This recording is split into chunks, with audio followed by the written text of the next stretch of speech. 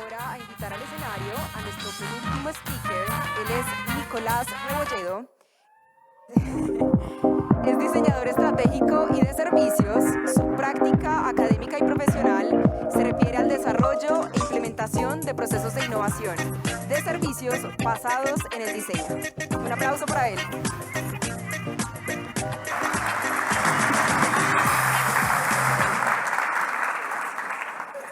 Hola, buenas tardes. Soy Nicolás Rebolledo, soy chileno, soy arquitecto de origen, derivado en diseñador de servicios. ¿Qué pasó ahí?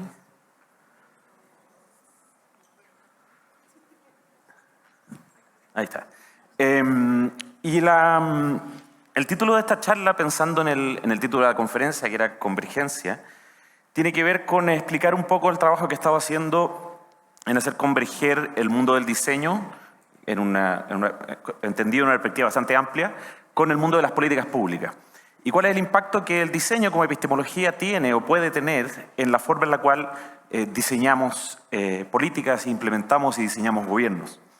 Pero me pareció que sería importante partir diciendo que este interés, digamos, yo partí mi carrera de arquitecto o de diseñador hace ya casi 20 años, cuando fui parte de un equipo que armamos e inventamos una instalación que se llamaba la Casa de Vidrio, no sé si alguien la recuerda, quizás son muy chicos, que fue diseñar básicamente una vivienda transparente que instalamos en el centro de Santiago, esto en el año 2000, y nuestra perspectiva todo el tiempo era decir cómo podíamos ocupar el diseño, en este caso la arquitectura, para poder de alguna forma tener algún tipo de impacto en el espacio público que hablara un poco de nuestra visión que tenía en este minuto el país, mi país, Chile, que tenía mucho que ver con 10 años después de la dictadura, poder salir, digamos, de este como encierro en el cual las subjetividades nuestras vivían, digamos.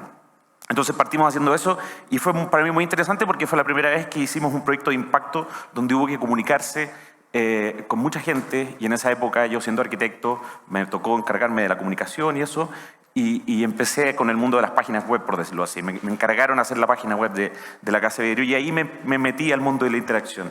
Me dediqué a ser arquitecto como 10 años y después, más o menos al 2011, antes de irme a Inglaterra, donde vivo los últimos 9 años, me tocó participar junto al grupo de estudiantes del 2011 de la Confech. No sé si recuerdan todas las movilizaciones estudiantiles que hubieron en esa época, digamos, luchando básicamente por educación pública. Y a mí me tocó ser parte de un equipo que organizamos esta campaña, esta idea de que no hay futuro sin educación, y no hay futuro sin reforma educacional. Y ahí me tocó de nuevo ocupar el diseño, lo que sabíamos en ese minuto, y poner un poco al servicio de las demandas sociales, en este caso, en otro aspecto. Luego de eso me fui a Inglaterra, y yo creo que hoy día mi práctica profesional se divide en dos. La primera es, básicamente me tocó, y es un poco lo que voy a hablarles hoy día, me tocó ser parte del equipo que diseñamos lo que se llamó el Laboratorio de Gobierno en Chile, que es una institución pública que ya les voy a contar, cuyo objetivo es fomentar y fortalecer procesos de innovación en el interior del Estado desde una perspectiva del diseño. Y con el equipo que trabajamos esto, luego que terminó el gobierno anterior, nos dedicamos a armar una empresa que se llama Unit, y es el equipo con Juan Felipe López, Michel Salaquet, donde nos dedicamos básicamente a hacer estrategia de servicios. Y al mismo tiempo, este proceso de haber diseñado este laboratorio de gobierno se transformó luego en mi tesis de doctorado, que me hizo seguir siendo profesor, donde trabajo ahora, en el Royal College of Art, que es ya les voy a contar, es una universidad, o sea, un college de diseño, donde yo veo y me dedico principalmente a gestionar y enseñar y modelar los módulos que tienen que ver con diseño en políticas públicas. Entonces, ha sido interesante en el camino hacia esta introducción, digamos, porque para mí la convergencia entre política y diseño es algo que me ha acompañado, por decirlo así, toda mi carrera, en distintas dimensiones y buscando distintas materialidades, creo yo. Y yo creo que eso es bien importante para poder entender un poco lo que les voy a contar hoy día, cómo yo entiendo que las políticas públicas también son de alguna forma una materialidad, en la cual, como son acciones humanas, por lo tanto se pueden diseñar. Entonces la agenda que tengo para hoy día es básicamente, voy a primero explicarles un poquito qué entiendo yo por diseño, y me disculpa si me voy un poquito en la teórica, pero siempre tiendo a hacer eso un poco para poder armar un marco desde el cual mirar los problemas. Luego voy a un poco hacer un argumento de por qué, o sea, de qué son las políticas públicas y por qué habría que innovar en ellas, en la forma que las diseñamos, en las que hacemos. Luego les voy a contar un poco la experiencia del Laboratorio de Gobierno, que es un espacio donde ocupamos el diseño para hacer esto. Y al final algunas reflexiones y desafíos que no puedo dejar pasar por el minuto que estamos viviendo nuevamente en mi país y que me gustaría ver qué puede pasar y qué puede salir a partir de eso. ¿Ok? Entonces, diseño. ¿Qué entiendo por diseño?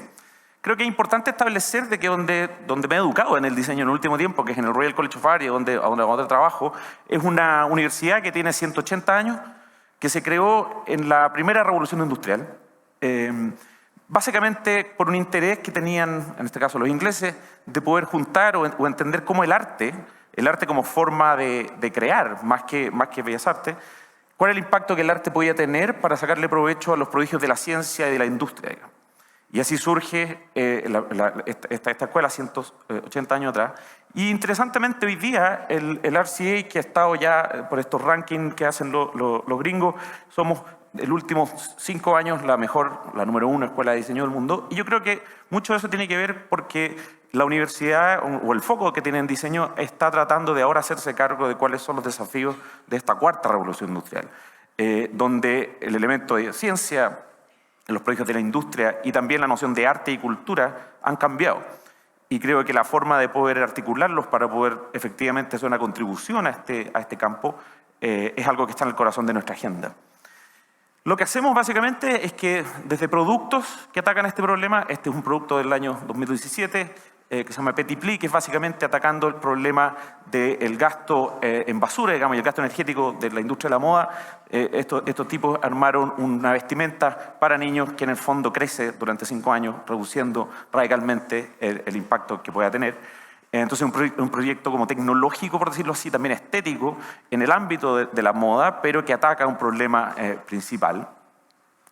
Desde los productos, como decía, hasta los sistemas. Este es un proyecto de Innovation and Design Engineering del 2012, que es básicamente un inodoro que funciona sin agua y que se instaló básicamente en India, que es un proceso bastante largo, donde nuevamente se ocupó el diseño justamente para poder resolver un problema y a partir de entender a los usuarios, entender a los contextos, poner la tecnología al servicio de un problema público en este caso, que tenía que ver con la salubridad.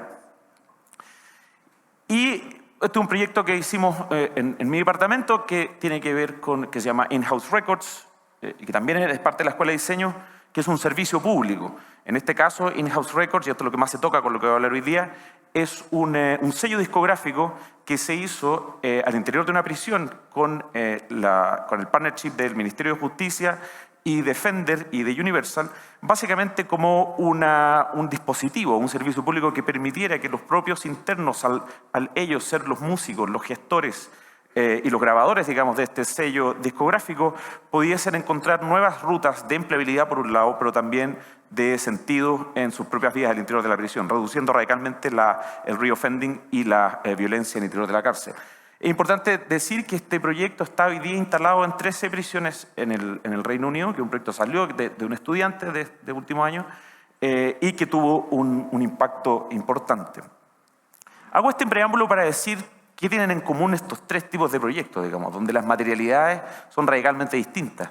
Sin embargo, en mi opinión, tienen 3 cosas que son claves.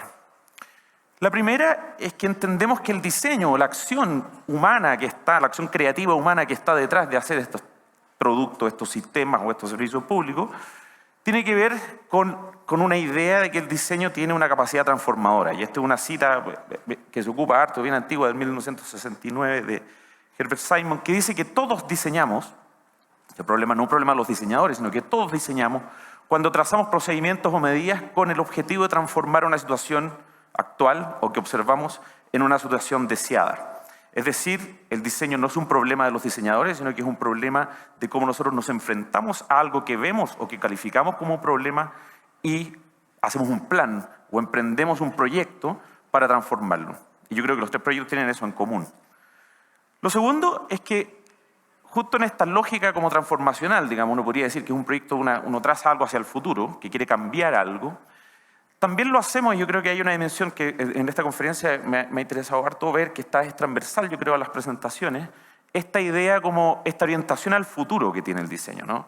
Esta idea de poder decir o pensar que puede ser también una exploración sobre futuras formas de vivir, cómo las cosas van a ocurrir, porque cuando hacemos diseño, cuando lo estamos diseñando, eso es algo que aún no ha pasado.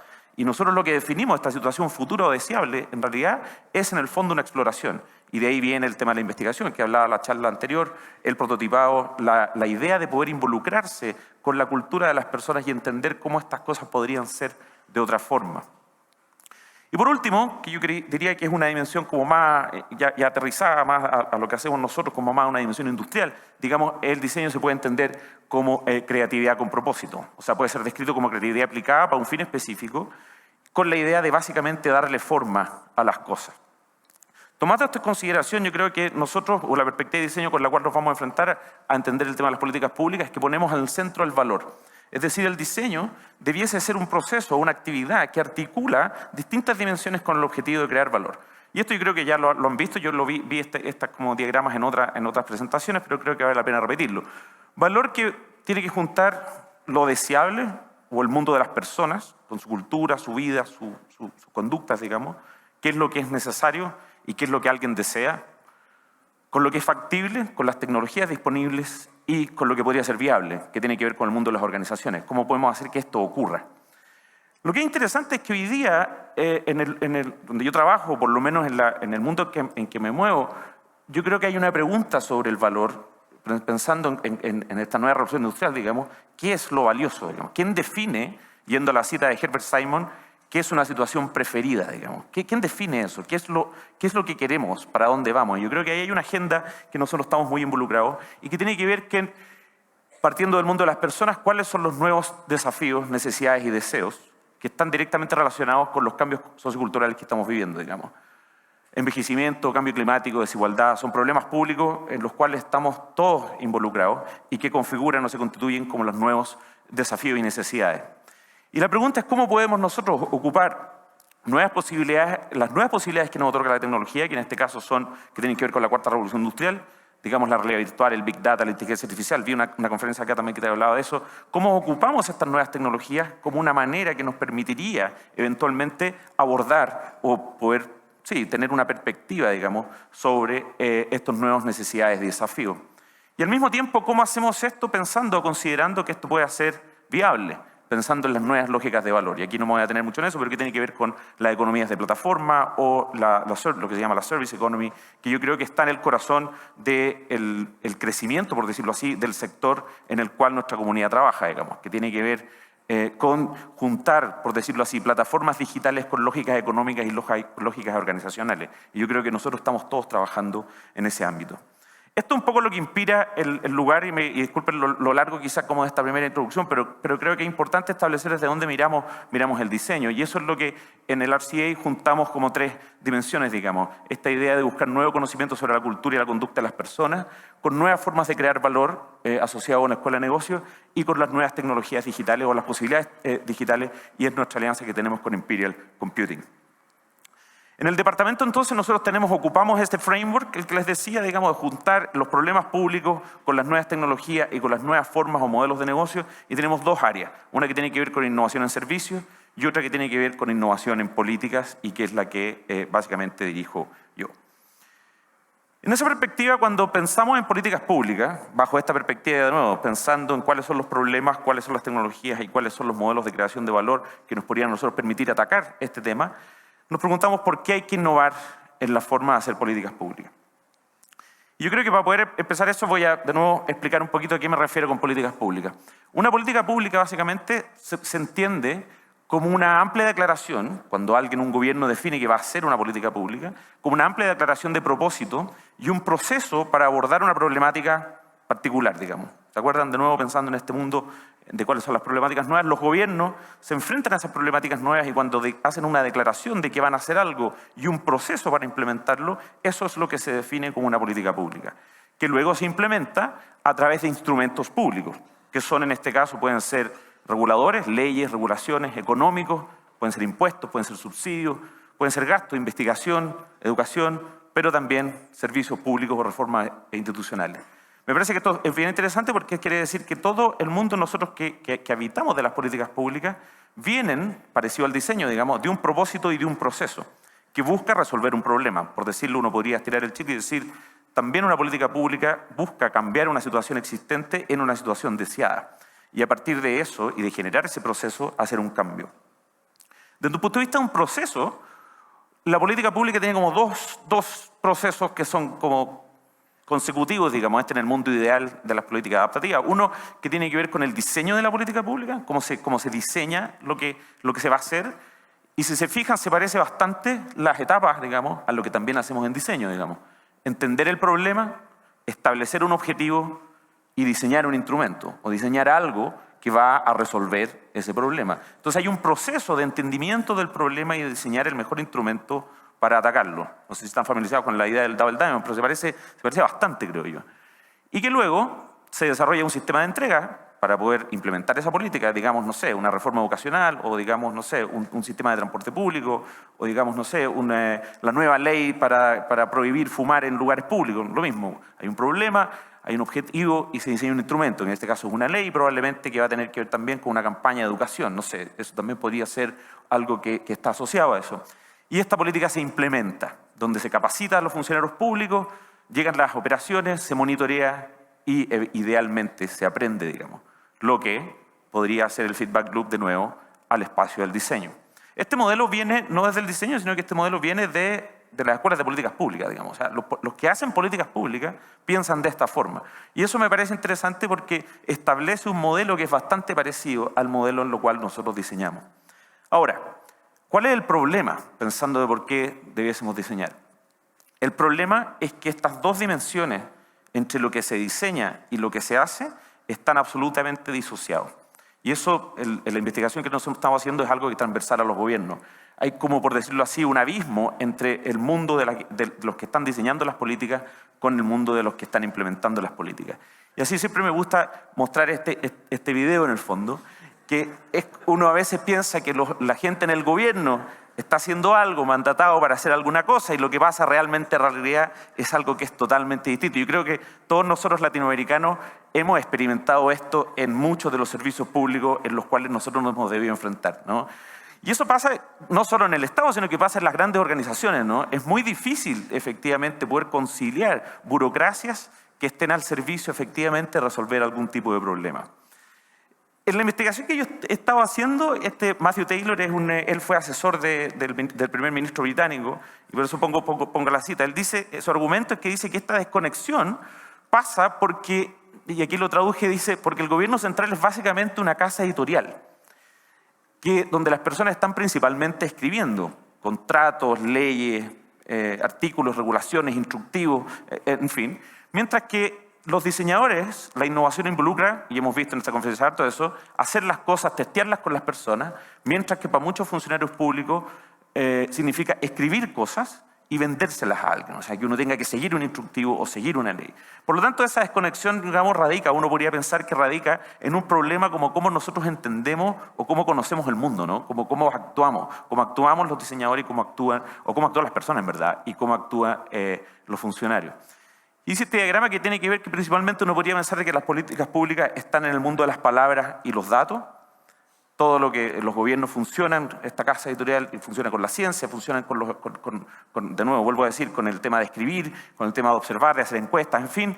Y las personas en el fondo viven en un mundo con historias y imágenes. Las personas no viven científicamente. Y yo creo que eso es algo muy, muy, muy interesante. Y uno podría pensar de que, o por lo menos mi argumento es que esta desconexión se trataría principalmente que si nosotros pudiésemos combinar el mundo de las historias y de las experiencias de las personas con el mundo de los datos y las palabras del gobierno, uno podría hacer que este abismo que tenemos entre estas dos dimensiones se puede articular de mejor manera. Yo creo que este es el argumento principal por el cual nosotros, y yo creo que es un argumento que viene, por eso me interesó poner una cita de un asesor de un primer ministro, porque es un argumento que viene desde la política pública viendo el valor del diseño, en el sentido de que ya hay, por decirlo así, un reconocimiento por el trabajo que hemos hecho como comunidad en otras industrias, en otras áreas, de poder acercarnos al mundo de las experiencias. Hay un reconocimiento, pareciera, de los gobiernos que ven que eso es algo que podría ser valioso en el contexto de lo que ellos hacen.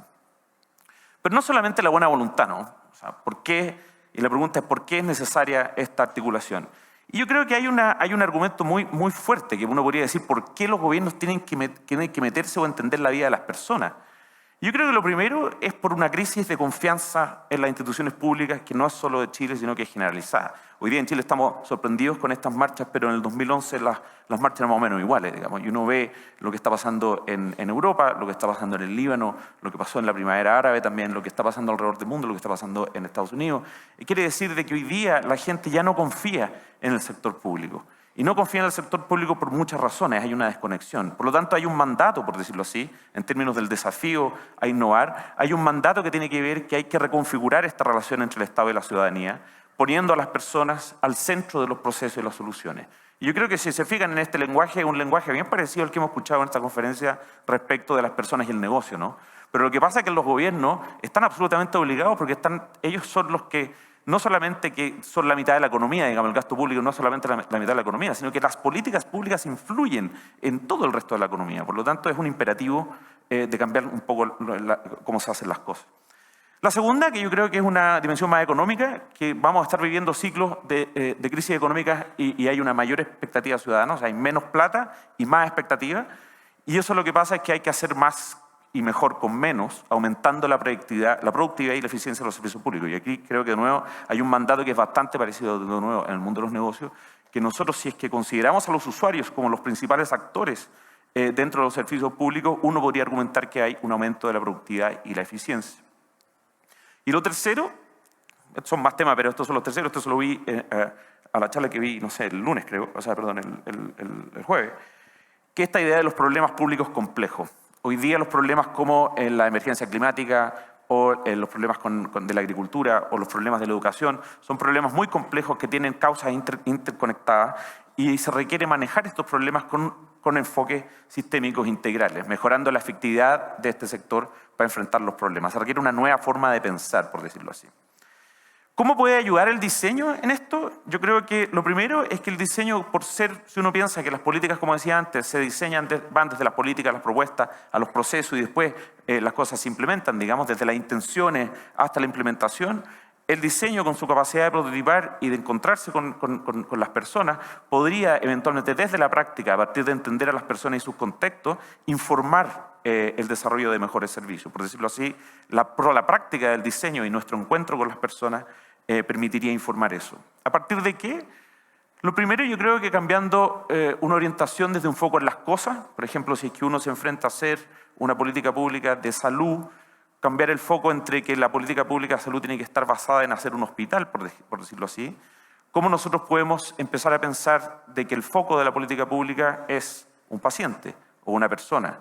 ¿Y cuáles son los procesos que hay que tener alrededor de esa persona? ¿Cuáles son los servicios de salud que nosotros debiésemos diseñar en torno a esa persona? Que eventualmente va a derivar en infraestructura. Y no estoy diciendo que no haya que hacer hospitales. Lo que estoy diciendo es que si el foco, digamos, cambia, porque uno podría diseñar, el resultado del diseño podría ser distinto si nosotros ponemos a la persona al centro que si ponemos la cosa al centro. Eso es algo que para mí fue muy importante cuando me di cuenta que no quería ser más arquitecto, digamos, que esta idea de que todos los problemas tienen como solución un edificio.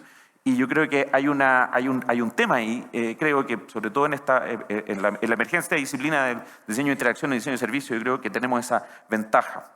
Esto también implica un cambio de orientación en la lógica como en la cual nosotros innovamos en las organizaciones, yo diría, que tiene que ver desde mirar los desafíos desde el organigrama, y aquí armé como un ejemplo de un organigrama típico cuando se tiene que enfrentar a un gobierno o a una organización y pensar de que las políticas públicas, los servicios van a tener que ver con cambiar el organigrama de alguna forma, digamos.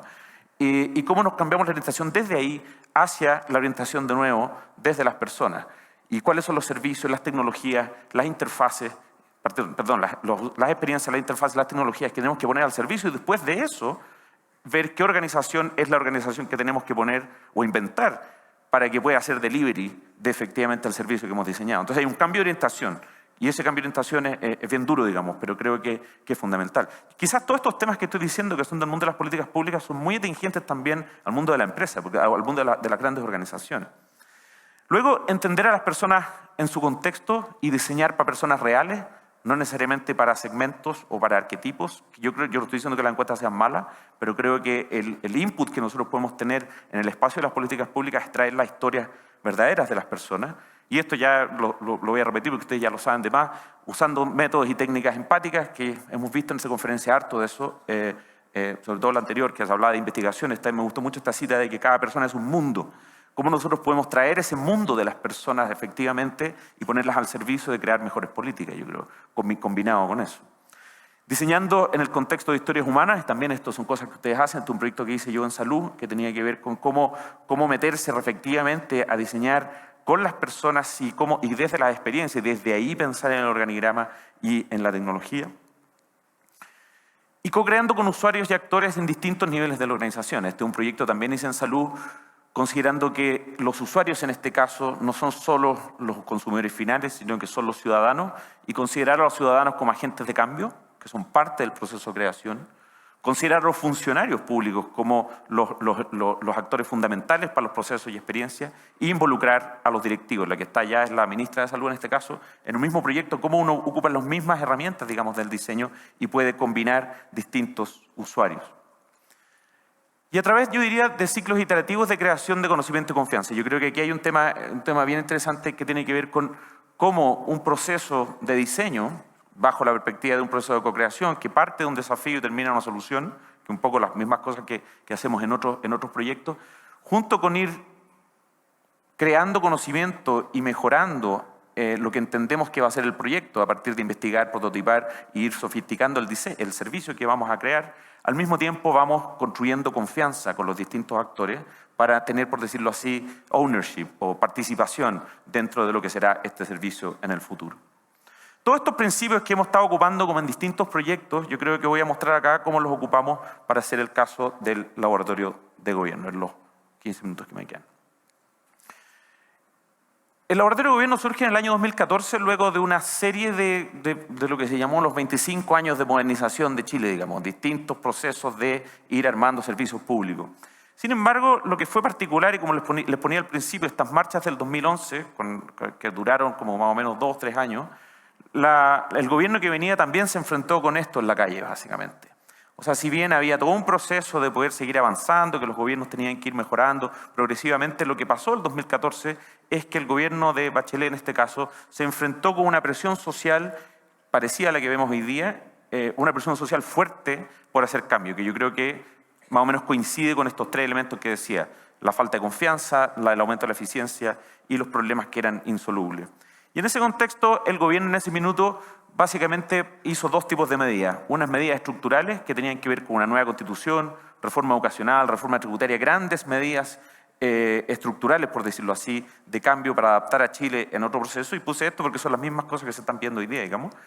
Y algunas medidas de innovación pública, como transparencia y probidad, una fuerte agenda de gobierno digital y una agenda de productividad. Y el laboratorio de gobierno se situó en el ámbito de la agenda de productividad. Lo que la presidenta dijo en su minuto, digamos, en el Congreso, es que iba a crear un laboratorio de gobierno donde los talentos del sector público y privado se iban a encontrar, básicamente para colaborar en hacer y mejorar los servicios públicos. Y yo traje una cita acá que me pareció súper interesante, que también lo dijo la presidenta Bachelet en ese minuto, que no se trataba de ser más innovadores por amor tecnocrático o a la eficiencia, no solo por eso, sino por la exigencia política de la democracia, dice ella, que le exige al Estado construir la legitimidad a través de su servicio a los ciudadanos. Yo creo que esto es súper relevante en el sentido de decir que no es solo que hay que mejorar los servicios para hacer un mejor delivery, sino que la forma en que el Estado y los gobiernos se vinculan con las personas tiene que ver con la calidad de los servicios que entrega. Por lo tanto, innovar en ellos aparece como una condición fundamental para poder reorganizar esta relación entre Estado y ciudadanía. Desde el organigrama, lo que hizo el gobierno básicamente fue crear un directorio, que era un directorio interministerial, que se sentaba desde el Ministro del Interior, el Ministro de Hacienda, el Ministro de Economía, el Ministro de Planificación, el Director del Servicio Civil y otros, un grupo asesor experto de la sociedad civil y un equipo con $5 millones al año. Era como un endowment sobre la agencia que se llama Corfo, que es la Agencia de Desarrollo Económico de Chile, o sea, está en el ámbito de la economía y lo que busca es la productividad. Eso desde el organigrama, pero desde la experiencia lo que se propuso fue básicamente una institución que fuese un espacio autónomo, flexible y articulador, que estuviera, por decirlo así, si bien el organigrama estaba en el interior del Estado, este espacio tuviera como otro ethos, por decirlo así. No fuera una organización necesariamente que tuviera esta marca estatal o este ethos estatal, fuera una cosa separada, que si bien era parte del gobierno, en sí misma exigía ser diseñada de otra forma.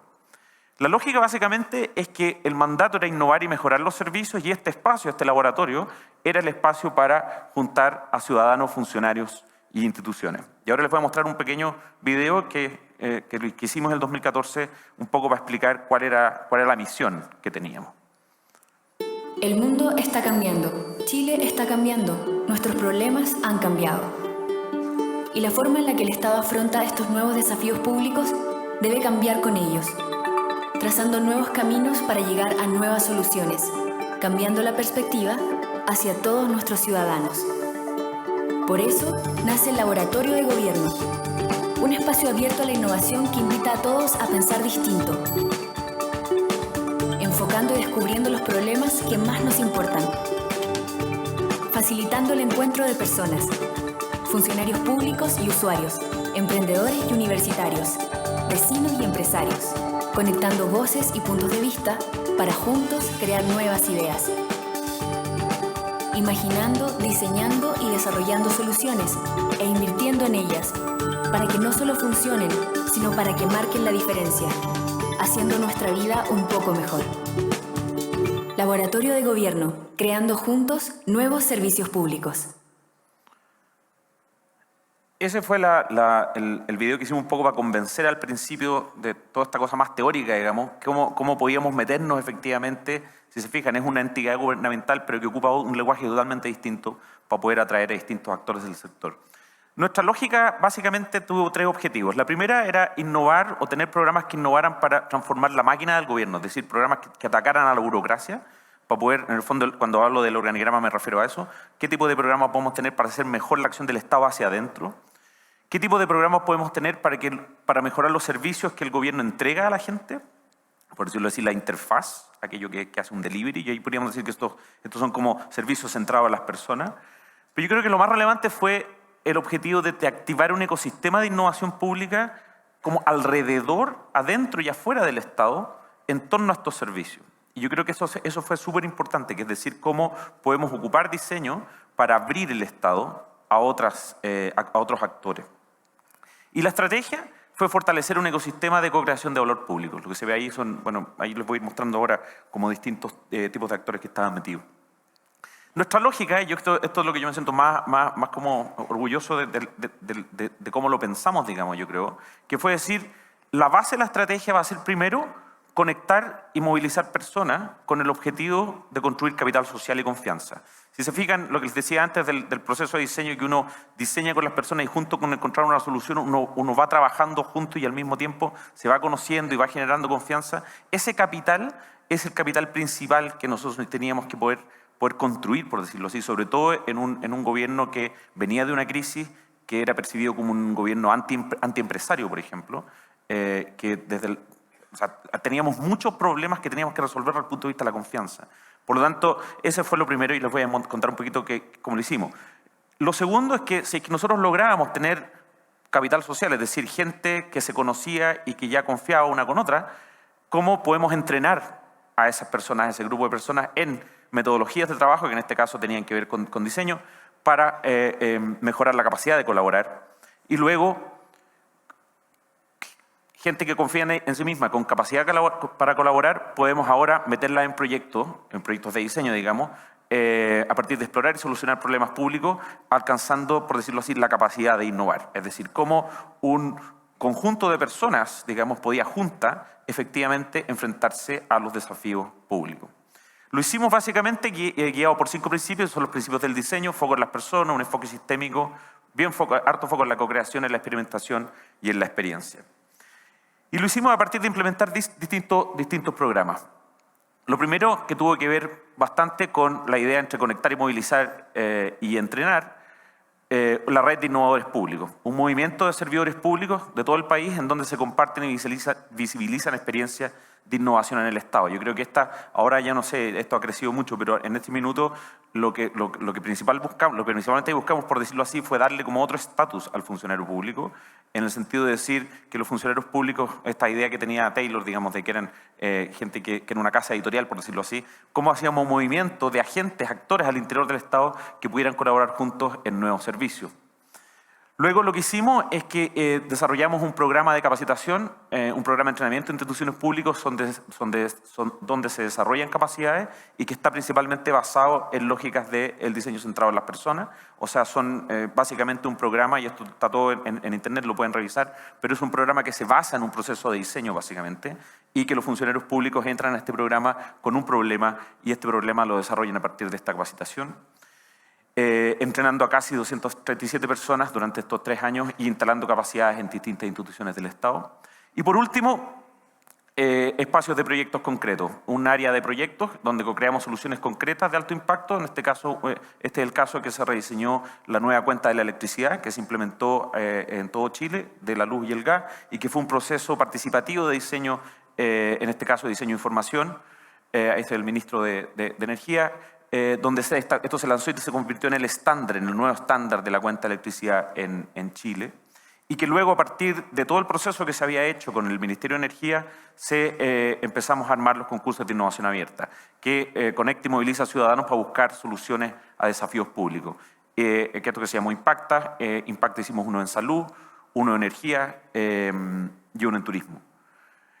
Y luego, con la misma lógica, tratar de movilizar a estudiantes, y ahí se creó el concurso Aula, que es un concurso de innovación abierta que conecta y moviliza a estudiantes más o menos en la misma lógica. Se arma un problema público, es un Open Challenge, por decirlo así, donde la gente participa, entra a un bootcamp donde de estas personas se capacitan en lógicas de diseño y de emprendimiento en Lean, por decirlo así, y estas soluciones luego se implementan. El laboratorio, a través de esta función, incubó 114 soluciones, piloteó 29 y logró implementar 4 en 3 años. O sea, es decir, el impacto del laboratorio, todo esto lo que estaba diciendo, cómo ocupar diseño efectivamente para resolver los problemas basados en las personas, tuvo este doble impacto, ¿no? El impacto de construir capital social, de aumentar la confianza, pero al mismo tiempo de poder tener un impacto real en términos de resultados. En síntesis, yo creo que la experiencia del laboratorio a mí me ha hecho pensar de que en esta idea de que la confianza se construye trabajando juntos. Yo creo que la confianza no es algo que se impone, sino que yo creo que el diseño, y el diseño participativo en particular, puede funcionar como un dispositivo muy potente, efectivamente, para poder articular espacios de colaboración. Y esa capacidad transformadora de la función creativa contribuye, yo creo, a generar ese nivel de confianza en distintos actores. Si quieren revisar más información, está todo en internet. El laboratorio sigue estando, yo trabajé ahí hasta el 2018, pero sigue estando activo y ustedes pueden revisar. Se hizo el esfuerzo de que muchas de las metodologías están transformadas en toolkits, en playbooks, o sea, todo lo que se hace en el laboratorio es open source. Por lo tanto, yo creo que si les interesa este tema, todos estos ejemplos que les he mostrado, está todo disponible, está todo el material, ustedes lo pueden descargar y ocuparlo para lo que quieran. Y ahora, para terminar, me gustaría terminar con una reflexión, digamos. Después del laboratorio pasaron 3 años, terminamos el 2018 y hoy día esta es la situación, digamos, o la situación de la semana pasada en mi país, digamos. Entonces uno podría decir, pareciera que no funcionó mucho, digamos. En el sentido de que todo este tema, ¿no? Como decir, vamos a abrir el Estado a la ciudadanía, vamos a trabajar de una forma distinta, algo puede ocurrir. Se termina el gobierno, hay un nuevo gobierno, el laboratorio sigue, sin embargo, algo pasa, explota. Yo creo mi interpretación de por qué explota, es que tiene que ver principalmente con que hay un desajuste absoluto, de nuevo, entre lo que el Estado o el gobierno está pensando que son las cosas que las personas necesitan y lo que efectivamente está en la vida de las personas. Yo creo que hay una nueva desconexión. Ahora no me voy a extender en eso, en el sentido de cuáles serían los elementos, pero algo que sí me llama la atención y que ha pasado en Chile y que me tiene muy contento, como medio melancólico, por decirlo así, porque no vivo ahí, es que después de estas llamas, digamos, estas son las imágenes que uno empieza a ver, ¿no? La marcha más grande desde el retorno a la democracia. Saqué ese, no sé a quién se lo robé, pero lo robé de internet y que me pareció un muy buen cartel. Pésimo servicio. Gobierno de Chile, pésimo servicio. Y lo que está abajo son Se están empezando a crear cabildos, hoy día a lo largo de todo Chile, donde la gente se está juntando, básicamente, para poder discutir, o poder trabajar juntas, yo diría, en cómo poder salir de la crisis. Eso a mí me llena de esperanza, en el sentido de que hay una movilización social que permite y que tiene una vocación de hacer algo. Entonces yo creo que la reflexión con la que quería terminar es que, si bien esto funcionó en el laboratorio, la pregunta sería, ¿cómo ocupamos diseño para enfrentarnos a esta etapa? Si la gente ya se está juntando, si eso está pasando, ¿cómo nosotros como diseñadores podemos contribuir con lo que sabemos a hacer quizás eso de una forma más fácil o más efectiva o que tenga mayor impacto? Eso es. Muchas gracias. Sí. Vamos a tener 2 preguntas.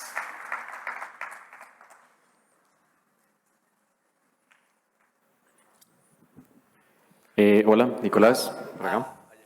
Muchas gracias por tu charla.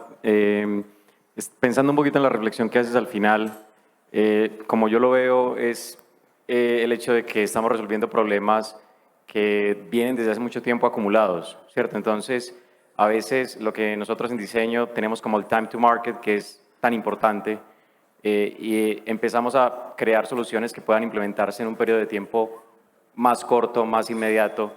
Pero aquí estamos resolviendo problemas de hace 50 años, de hace 80 años, de infraestructura que deberíamos tener hace tanto tiempo.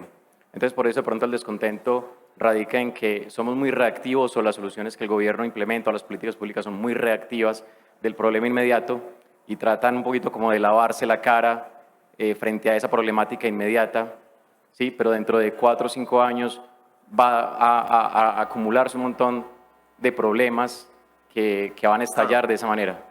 Sí, entonces es un poquito como rompemos ese ciclo de eso que viene ahí. Por ejemplo, en educación, estamos hablando de cosas que, por ejemplo, en tecnología, aquí no hay una universidad que forme en UX y en cosas que estamos hablando hoy y que existen desde hace 10 años. Y si empezamos a hacer un programa de UX ahorita, lo podríamos implementar dentro de 4 años cuando ya el concepto desaparece. Sí, yo lo que te diría sobre eso es que yo creo que tiene que ver con distinguir. Porque yo creo que no puede ser una cosa o la otra, digamos. Hay medidas urgentes, hay cosas que tenemos que diseñar ahora, que son cosas que se tienen que poder implementar. Pero ¿te acuerdas cuando comentaba que el diseño era esta como capacidad de transformar y que no tiene que ver con los diseñadores necesariamente? Yo creo que yo te diría 3 cosas. Lo primero es que hay que tener capacidad de hacer delivery, digamos, de cosas rápidas, eso no hay que perderlo, pero hay que tratar de instalar una capacidad de diseñar o de innovar en la organización, en los gobiernos, que sean independientes de las profesiones. Yo creo que es una conversación que teníamos en el Education Summit, era interesante, que era esta idea como cómo tienes programas de capacitación y mejora de las carreras de diseño, pero también cómo educas a la organización para que pueda, en el fondo, comprar, contratar, incorporar diseño dentro de las cosas que se hacen. Yo creo que y hay una dimensión de largo plazo, digamos, que la cosa va a cambiar. Y lo tercero, te diría yo, es que, sobre todo la generación nueva, no tiene que olvidarse de que en la historia nosotros hemos diseñado nuestros sistemas gubernamentales en repetidas ocasiones. Y eso ha pasado cuando ha cambiado el cambio tecnológico, digamos. El Estado del siglo XIX es muy distinto del Estado de la mitad del siglo XX y es muy distinto del Estado de los 90. Y esos diseños lo hicieron personas. Y yo creo que eso es importante tenerlo claro, porque en el momento en el que estamos, nosotros también estamos enfrentados a poder diseñar lo que viene. Eso te diría yo. Acá. Nicolás. Alfonso. Buenas tardes. Mi nombre es Alexis, soy de Chile. Bueno, primero felicitarte por la presentación, muy buena, muy pro, mucho aprendizaje. Gracias. Así que grabé todo desde principio a fin. Y desde el análisis, bueno, yo soy emprendedor, tengo una startup y como en la conversa y análisis del fenómeno social que está pasando en Chile, la conclusión final que hacemos con algunos amigos y socios es un tema de velocidad. Porque tú planteabas que es bueno que dije en la charla, porque nos da una mirada desde la interna, de que se crean soluciones, 45 en el gobierno de Bachelet, como comentaba, y se implementaron solo 3.